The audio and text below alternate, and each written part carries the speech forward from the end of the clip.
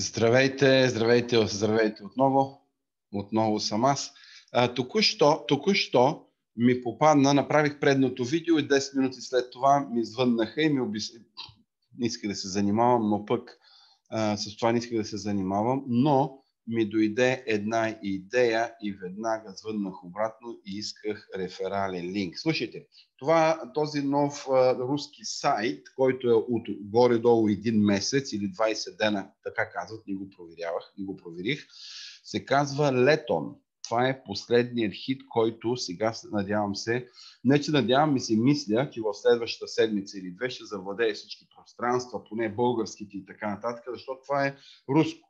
Що се отнася за бизнес, аз никога не съм бил привърженик на руски сайтове или бизнес, а винаги съм казвал, че ако ще е руско, единствено жени и водка.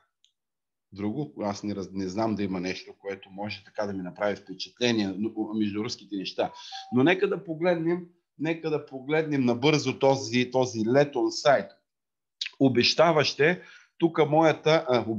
Обещаваще в съвсем друг смисъл. Обещаваще за мен, защото моята цел тук в този сайт е да измамя, не да ги измамя, ами да взема от измамници. Защото този сайт, като го гледам, много наподобава на L7. Преди 2 години имаше един L7, 3 или 4 месеца изкара. Първите, които бяха в него, изкараха много добре. Аз познавам хора, които взимаха по няколко хиляди с минимални суми.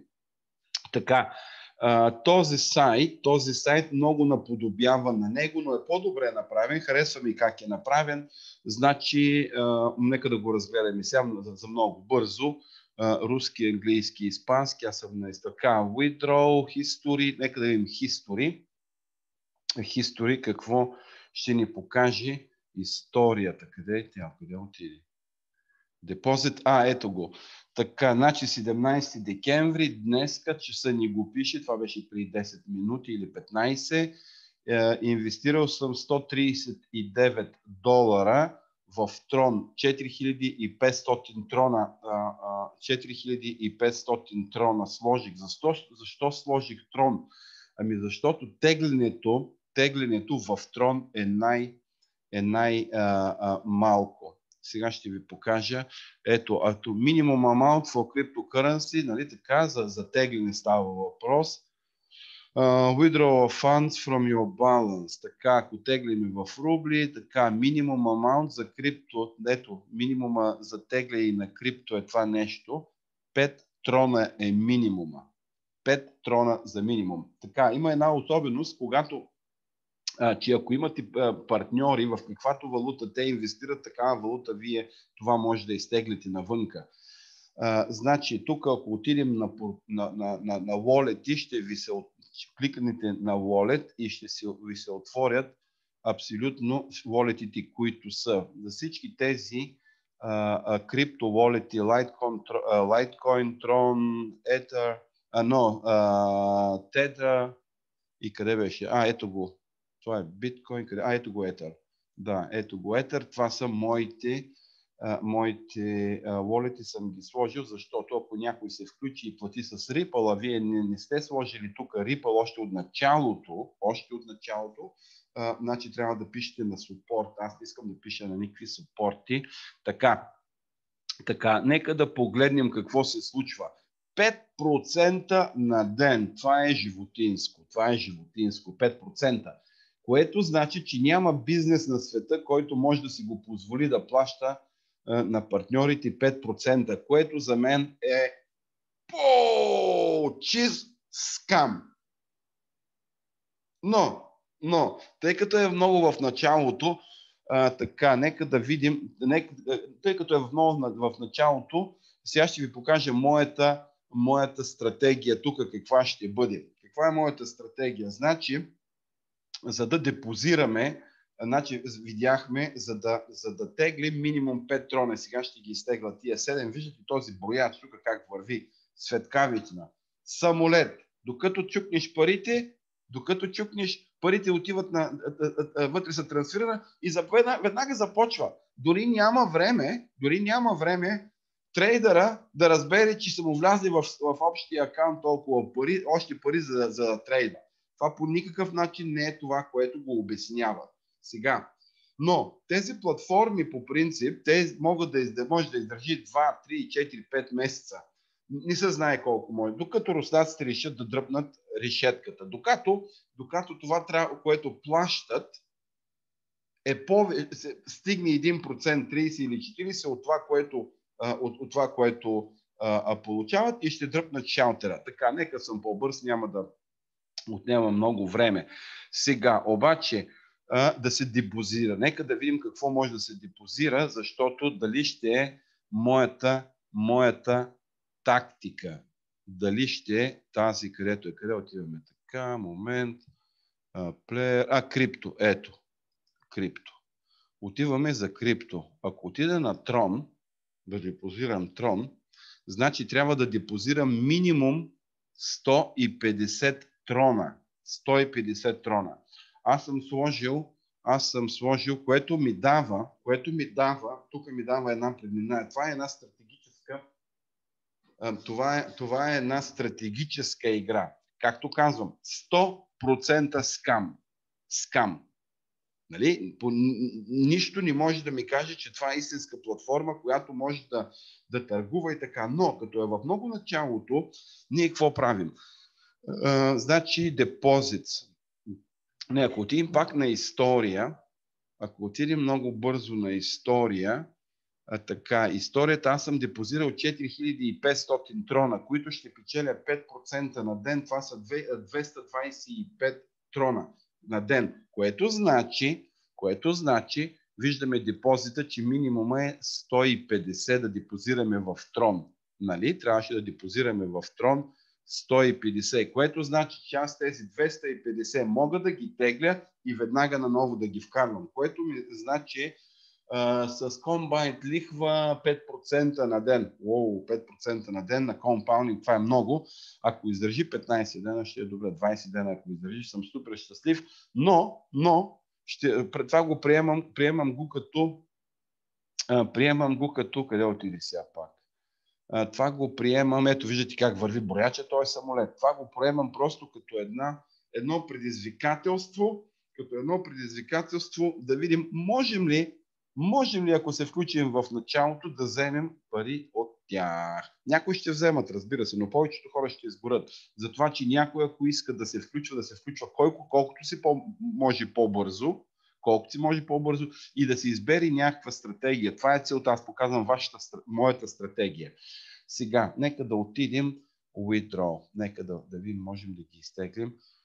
Така, тук виждаме, тук имам Exodus. Така, и withdraw. Да отидем надолу. Теглим в тия рубли. Не, Perfect Money. Не. Къде е Tron?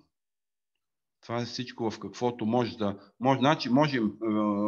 Perfect Money, някакви си рубли, Payer, Visa и така нататък, Ethereum, Litecoin, така. Мое е в Tron. Аз тегла в Tron.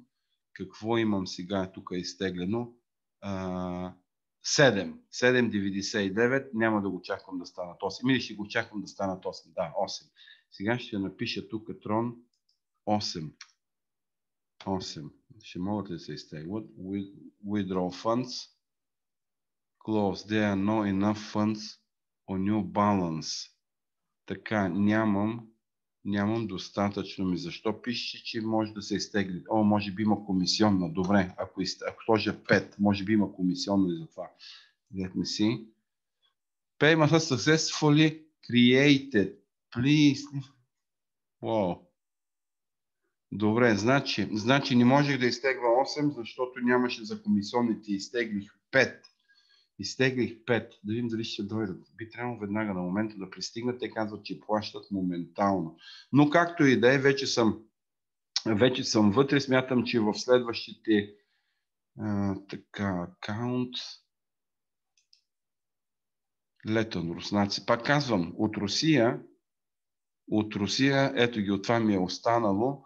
Withdraw Wallet History. Я да видим на History какво се получи. Пак казвам, че от Русия Единственото, което според мен е ценно и си заслужава и човек няма как да обърка с избора си, според мен, жени и водка. Нищо друго. Всичко е измама. На History няма нищо за сега, само депозит, order payment, data, съм така. Това ще го... Пристигнаха. Троновете ми пристигнаха в wallet-а. Да, това е много, много добре. Значи действаме, продължаваме натам. Значи това е моята стратегия. 250 трона от моите 4500 с 105, какво беше там? 4500 трона, 5% на ден са 225, тези 225 тегла ги и веднага ги вкарвам в това нещо да се увеличи. И това се получава сложна лихва на 5% на ден върху $150 за един месец.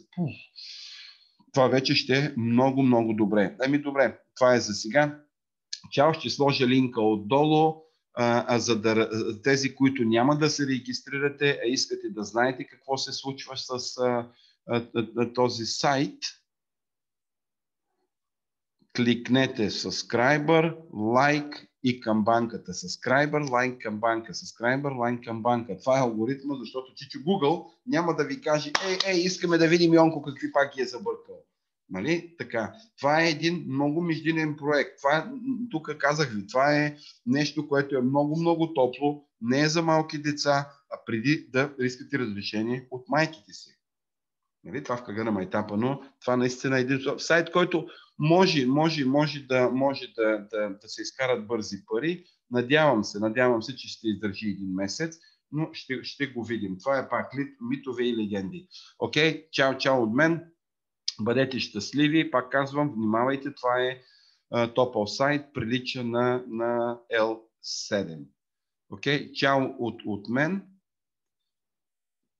Чао от мен и ще го наблюдаваме как се развива този сайт. Нещо, което е всеки ден да се отваря. Аз по принцип се подготвям за Дейзи и работя много силно върху моя проект, който стартира в януари. А Дейзи стартираме на 21-ви, пак с Трон. На Трон Чен. Окей. Чао, бъдете здрави. Това е летом. Може, то пък не, може. Ако изкара пък 5-6 месеца, представете ли за какво става въпрос? Окей, чао. Може и да изкара, нищо не се знае. Виждам, колкото повече хора влизат, толкова по-дълго ще изкара този сайт. Да се надяваме, че се изкара и 3, 4, 5, защо пък не, ще го видим. Но супер високо рисков. Толкова високо рисков, че и Стефка Костадинова ще е трудно да го скочи. Окей, чао, нека да проверим, можем ли ние да вземем от тези хора пари или не. Чао, бъдете здрави!